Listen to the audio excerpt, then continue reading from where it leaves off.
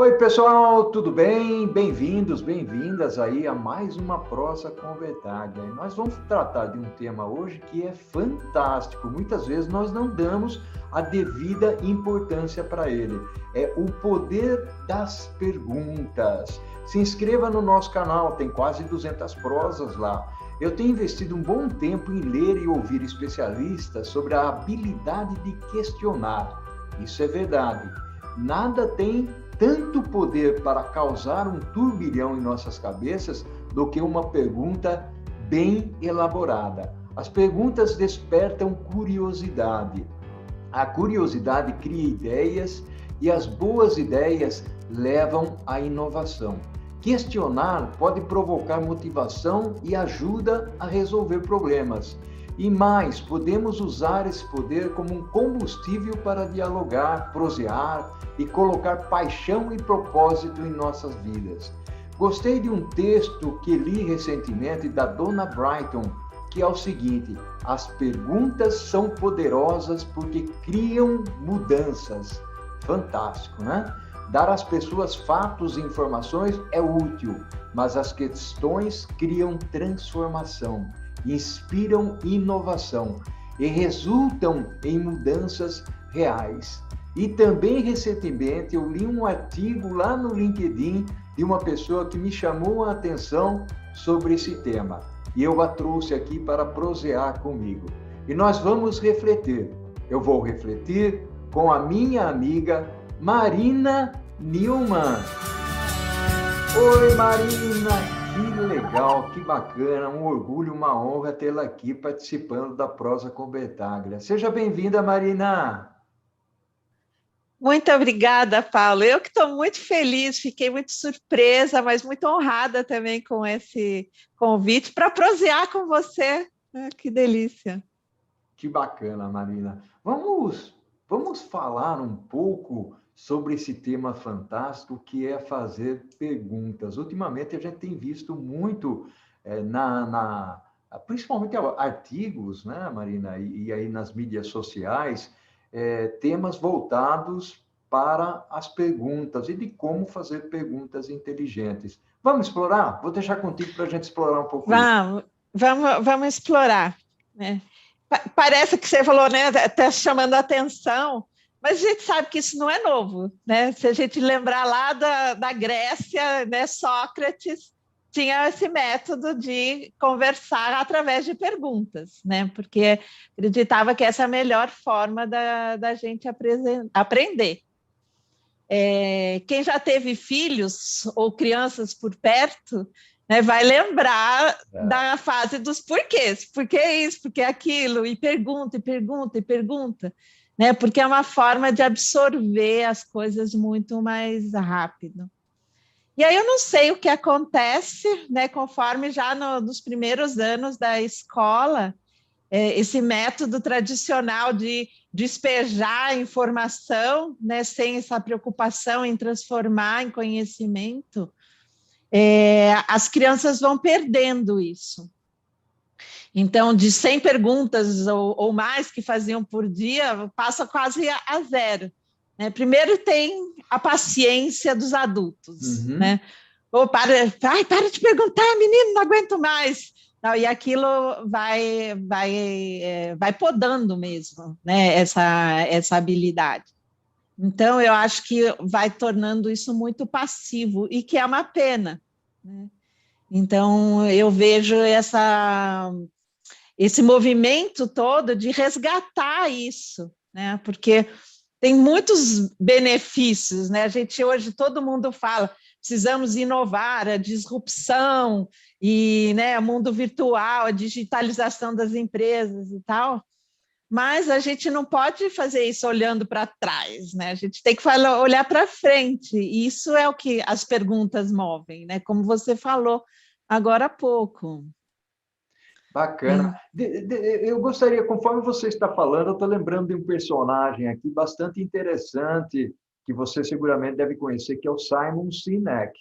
O Simon Sinek é um executivo, é um líder, e é uma pessoa que traz à tona esse ponto, né, de questionar fazer muitas perguntas e, principalmente, utilizar o porquê.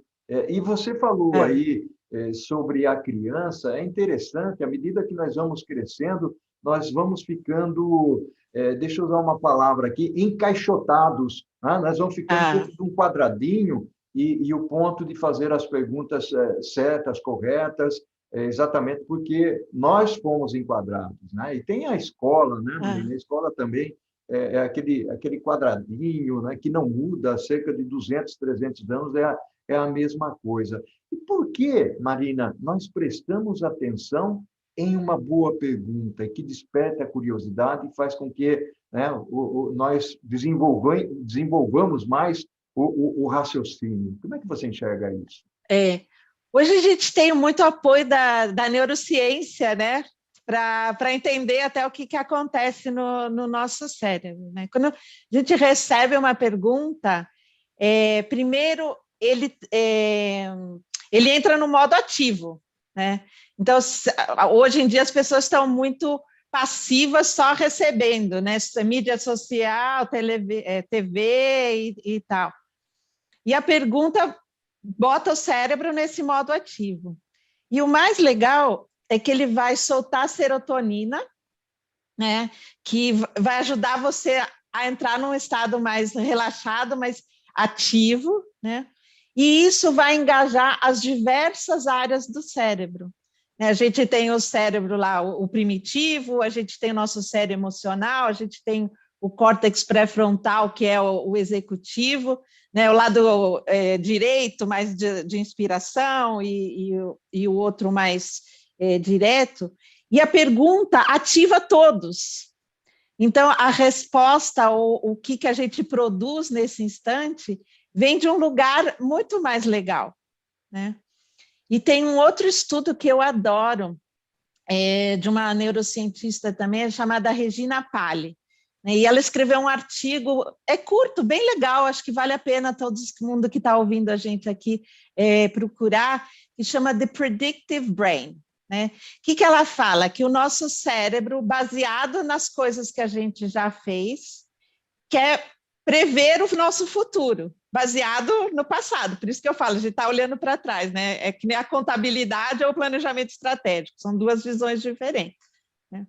E para poupar energia, porque é isso que o cérebro sempre quer fazer, ele já começa a agir sozinho, influenciando o nosso comportamento. Né? Então, a pergunta vai fazer a gente sair desse modo. Então, é só aí dar uma prosa de mais de uma hora. E é interessante, Marina, refletir um pouco sobre isso. Eu me pego, principalmente agora que eu comecei a fazer todas essas prosas, hoje de manhã eu fiz uma conversa com um indiano que queria me explorar um pouco essa parte de supply chain, onde eu tenho o meu domínio. E é interessante que, no final das contas, ao invés de ele me fazer perguntas, eu me dei conta que eu estava fazendo muito mais perguntas para ele, né?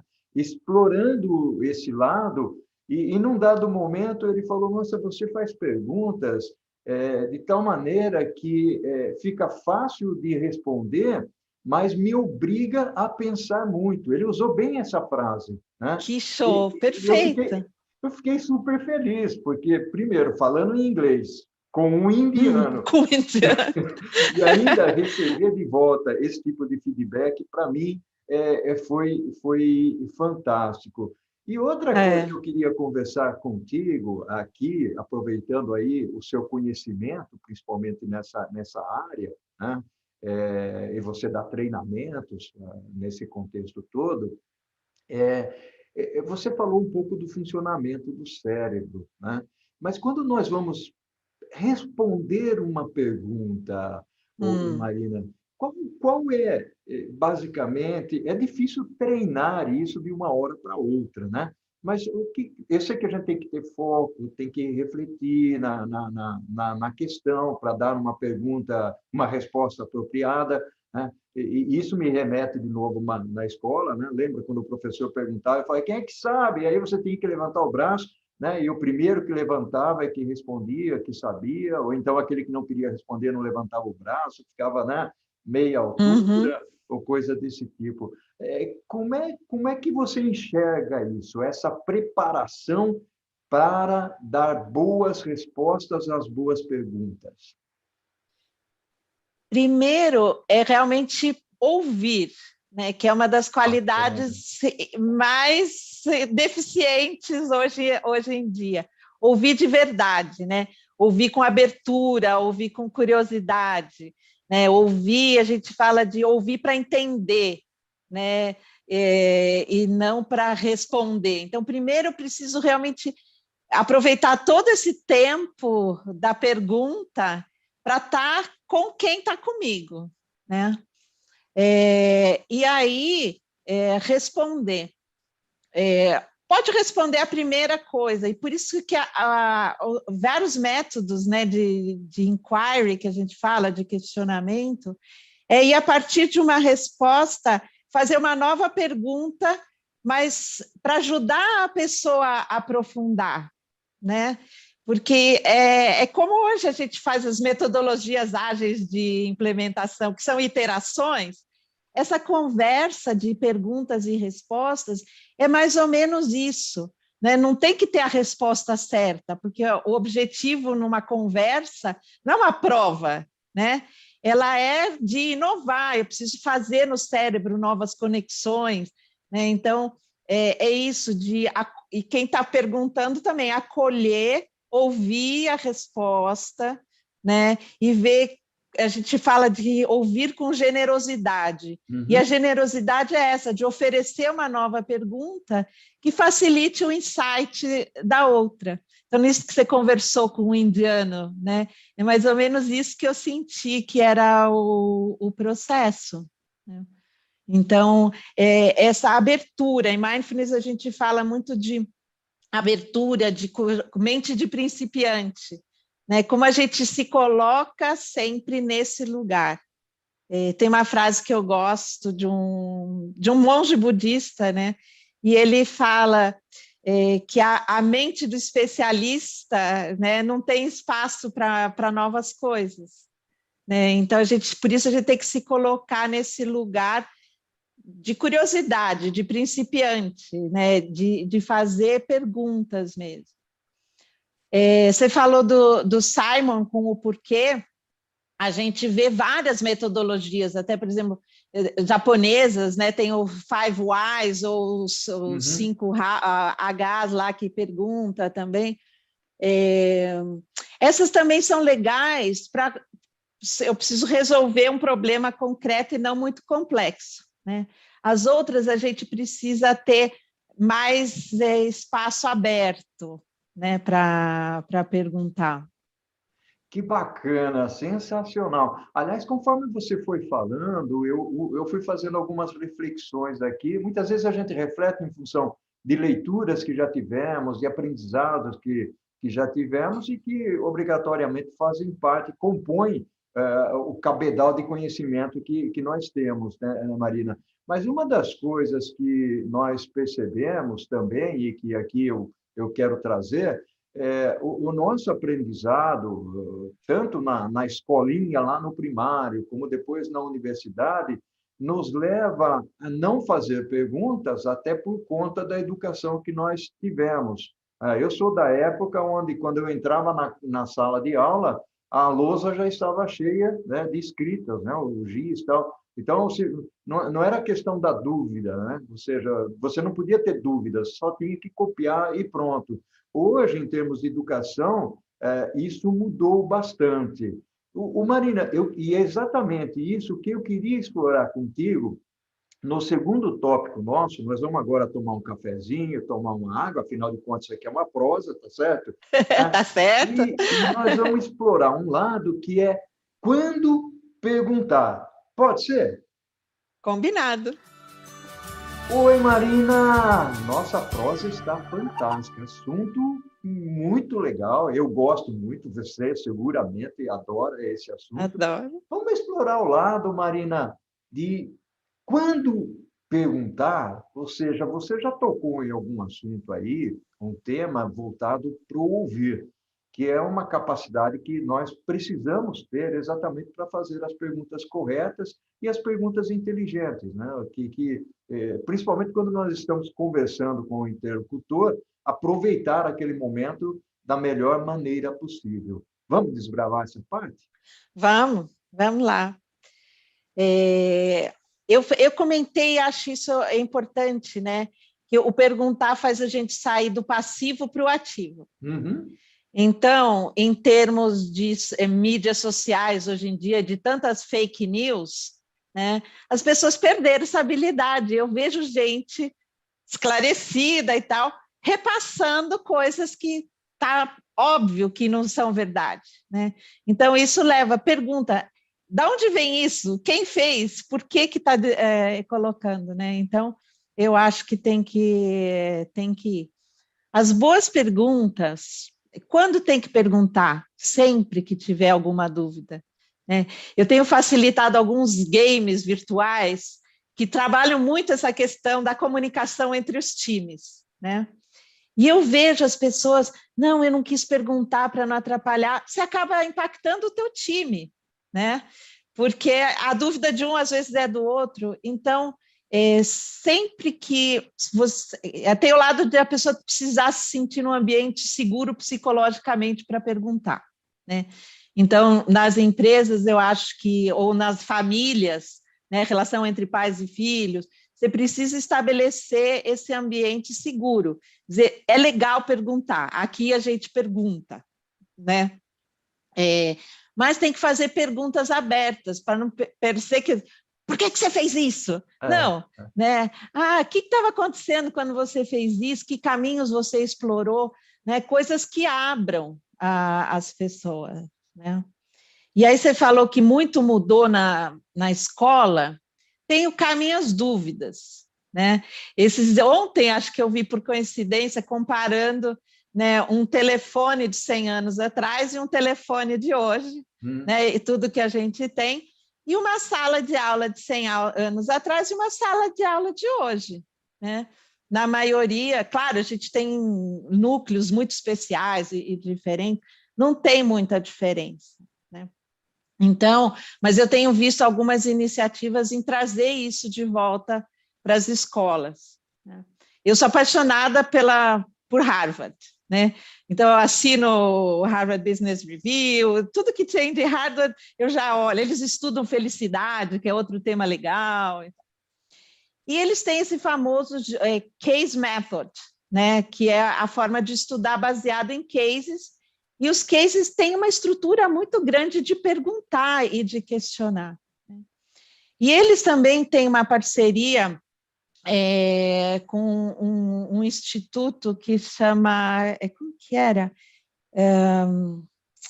Depois eu vejo o The Right Question Institute, se não me engano, e é o treinamento dado em parceria com o Harvard, que é o QFT, Question Formulation Technique, que é treinar os professores a ensinar os alunos a fazer boas perguntas, né? E isso, sim, vai gerar inovação, vai gerar engajamento, né? E vai criar essa mudança. Então, eu vejo que a gente tem bons lugares para caminhar, né? E fazer essas perguntas. Eu vejo em aulas, né? Bom, quem comenta, pouca gente fala, né? E quando um faz, como enriquece o aprendizado de todo mundo, né? Então, vamos perguntar mais. Que legal, Marina. Aliás, você tocou num ponto interessantíssimo. Eu dou aulas de pós-graduação, MBA, e uma das características que eu tenho, pelo menos essa é a forma como eu encaro o lecionar, é minimizar a exposição oral, fazer com que o aluno seja muito mais o protagonista, porque esse é um grande ponto na educação. O professor é o protagonista quando quem é o cliente é o aluno, ele que está buscando aprender. E o aluno, ele se acostumou com essa situação. Muitos alunos, por exemplo, não querem, não têm vontade de fazer pergunta. E você usou duas palavrinhas aí que, para mim, são fundamentais, que é inovação e engajamento. Ou seja, A partir do momento em que você inova na forma como você dá aula, na forma como você ministra, trazendo o aluno para dentro do entendimento da classe, gera o engajamento. Quando gera engajamento, entra naquela outra característica que você mencionou, que é o ouvir. Porque uma das grandes preocupações do professor é, tá bom, o aluno está de corpo presente dentro da sala de aula, mas onde está a cabeça dele? Né? Isso. Se ele não está ali, ele não vai fazer perguntas, nem tirar dúvidas, e tampouco perguntas inteligentes, né? E tampouco reter o conhecimento. Exatamente. Né? Isso a gente vê muito de mindfulness, as pessoas falam, eu tenho uma memória ruim. Não é que a memória é ruim, você tem falta de atenção, porque você não estava lá presente. Né? E aí, claro, você não vai guardar nada, né? Não, é verdade. E aí eu queria explorar uma outra coisa contigo, pegando essas características que você mencionou, que é exatamente quando você faz perguntas, você acaba construindo conexões com outras pessoas que acabam se interessando por você, respondendo, lembrando de você. Essa é uma característica importante, né? E o outro ponto, você faz com que as suas ideias elas se expandam. E aí, Marina, você até mencionou numa partezinha da nossa conversa, nós somos um poço que pode ou não ter conhecimento. Depende muito da sua forma de raciocinar, da sua forma de agir. O fato de você estar aqui, você que é do bem, compartilhando o conhecimento, você se autoquestiona. A partir do momento que eu li o seu artigo, eu falei, opa, aqui tem alguma coisa interessante, deixa eu pesquisar um pouquinho mais sobre o perguntar. Então, você acaba expandindo isso. O que você me fala disso? Quando a gente não pergunta, né, e deixa, ou vai mais a fundo, tem essa vontade de abrir, você responde por obrigação. Então, você responde a primeira coisa que vem na cabeça e acabou, morre aí. Então, eu faço, por exemplo, quando eu faço reunião com líderes, né, a gente abre a sessão e eu conduzo uma prática de você refletir de alguns minutinhos só, não é grandes coisas, né? De você trazer claro a sua intenção para aquela reunião, né? E aí dá um tempo e faço a mesma pergunta de novo, né? E dali a pouco a nova pergunta de novo. Então, em 2, 3 minutos, o cérebro já se acomodou, se relaxou e emergem novas coisas, né? Não só porque eu queria me livrar de ter que responder. Né? Eu estava fazendo isso com um grupo de uma empresa alemã, e eu sou de família alemã, então eu posso falar, né, que muita gente acha que a gente é mal educado por ser extremamente assertivo. Né? E esse alemão foi divertido, porque era um grupo de latino-americanos, mas tinha o alemão. E ele falou assim, a primeira resposta que me veio, ele falou assim, foi bullshit, né? Bem direto. Depois que realmente vieram as coisas importantes. Né? Então, esse autoquestionamento que você falou, você tem uma coisa, né, ou de fazer um journaling, né, trazer pontos de questionamento e fazer journaling, são muito ricos, mesmo que você estiver proseando com você mesmo, né, perguntando para você mesmo. Nas técnicas budistas, né, de meditação, existem 2 tipos. O mindfulness ficou muito famoso no Ocidente pela questão de ajudar a foco, a redução de estresse e esse lado. Mas isso é só a base do objetivo de uma meditação, né? É só preparar o nosso cérebro para entrar num outro tipo que a gente fala que é meditação de insight. E ela é só trazer perguntas, né? Pode ser perguntas filosóficas, né?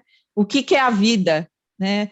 Qual é o meu propósito? Ou tem os koans, né? Os japoneses têm os koans, que são aquelas perguntas muito loucas, né? Meu pai brincava muito, né? O que o Tarzan estava fazendo pelado com a mão no bolso? Né? Aí você dá aquele choque, assim, né? Então, os japoneses não é assim, né, com esse humor, mas é esse tipo de pergunta que é muito louca. Então, a gente tem que trazer para aprofundar questões, né? Sair da superficialidade. Não, e refletir, né? Eu tenho uma netinha e eu percebo a minha filha e o meu genro dão uma educação para ela muito voltada para essa questão das perguntas, né? Então, Que ela legal. faz muitas perguntas. Para você ter uma ideia, ela consegue separar, ela tem 3 anos e meio, ela consegue separar o que é o dinossauro carnívoro, né? Ela tem lá as figurinhas, do dinossauro que é vegetariano.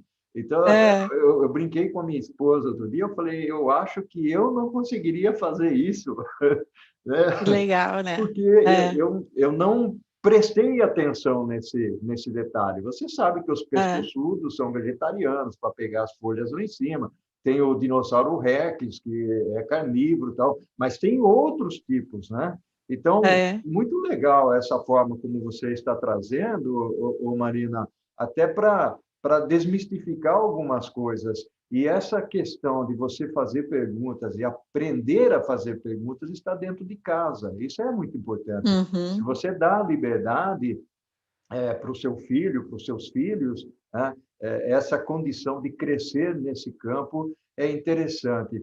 Eu queria, nós estamos chegando no finalzinho da nossa prosa, Marina, eu queria ouvir de você, como uma pessoa que trabalha basicamente com líderes, olhando por essa perspectiva interessante, porque perguntar gera relacionamento, gera empatia, Hum, isso que é importante, é, né? Mas que você desse algumas dicas para as pessoas que nos acompanham aqui na Prosa com Bertaglia. é. É, eu acho que o perguntar, né, que gera essa conexão, né, que gera empatia, é um perguntar genuíno, né? Ontem também estava num evento aí, Pessoas 4.0, a gente estava falando de liderança e da comunicação, e dessa necessidade do líder ativar esse lado mais humano, né? Então, não é perguntar assim, oi, tudo bem? E aí, entregou? Uhum. Não, é perguntar genuíno, né? Eu quero saber o que está acontecendo com o Paulo quando eu pergunto como você está, né? E aí eu vou dar o tempo de ouvir, né? E acho que sempre foi um mito essa história de separa trabalho e casa, né? Porque a gente é um ser humano integral, então não tem isso. Mas agora invadiu muito mais, né, as fronteiras do que é trabalho e casa dentro do home office. Então, eu preciso entender o que está acontecendo, né? Ou se eu estou realmente numa questão de projetos, né? Eu quero perguntar, projetos ou desafios, alguma coisa do trabalho, eu quero perguntar se para entender se a gente está indo pelo melhor caminho, né? Não é colocar contra a pessoa ou estar tá controlando, né? Mas precisa criar esse ambiente. Então, o primeiro é dar tempo para as pessoas, né? A gente tem grupos de skills diferentes, introvertidos, Uhum. extrovertidos, cada um tem um tempo diferente, né? Então, entender esses perfis e fazer essa conexão e incentivar, né? Por exemplo, você deve usar talvez isso quando você está dando aula. Hoje eu quero ouvir quem não falou ainda antes do intervalo, né? Achar formas de fazer todo mundo participar, né? E aí eu acho que o que cria essa vontade é perceber que a tua pergunta foi genuína, para o meu bem, né? E não só para matar a sua curiosidade ou para questionar alguma coisa, né? Eu acho que essa é a minha principal dica. Que legal, fantástico. Marina, gratidão enorme pela sua presença aqui na Prosa com Bertaglia, fantástico. Para mim foi um orgulho, uma honra. Eu costumo dizer ao infinito e além. Um grande Muito abraço para você. obrigada. Tudo de bom. Obrigada. E Obrigada, o que Paulo. nós fazemos em vida ecoa pela eternidade. Que possa você abrir muito para muitas pessoas. Seu trabalho está lindo, parabéns também. Muito obrigada por essa prosa gostosa. Gratidão. Tchau, Marina. Tchau, tchau.